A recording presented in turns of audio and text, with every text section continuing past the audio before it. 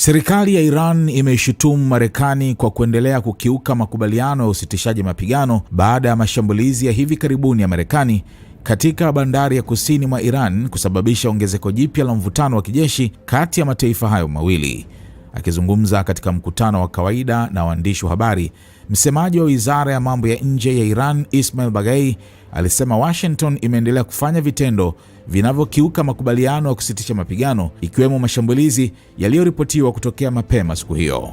Marekani inaendelea kukiuka usitishaji mapigano, ikiwemo matukio ya leo asubuhi, alisema Baghai, huku akisisitiza kuwa Tehran itachukua hatua zozote itakazoona zinafaa kulinda usalama na maslahi ya taifa. Kauli hiyo imekuja baada ya mashambulizi yaliyolenga eneo la kusini mwa Iran kusababisha majibizano ya kijeshi muda mfupi kati ya pande hizo mbili, jambo lililozua wasiwasi kuhusu hatari ya kurejea kwa mapigano makubwa zaidi katika eneo la Mashariki ya Kati.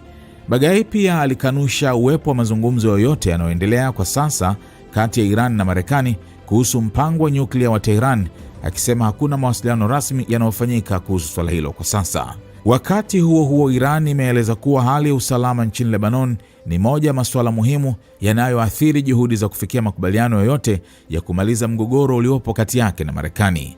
Kusitishwa kwa mapigano nchini Lebanon ni sharti muhimu kwa makubaliano yoyote yanayolenga kumaliza vita, alisema Baghai. Kauli hiyo imekuja wakati Israel ikiendelea kupanua operesheni zake za kijeshi nchini Lebanon dhidi ya kundi la Hezbollah, hali ambayo imeongeza hofu ya kuenea kwa mgogoro katika eneo lote la Mashariki ya Kati.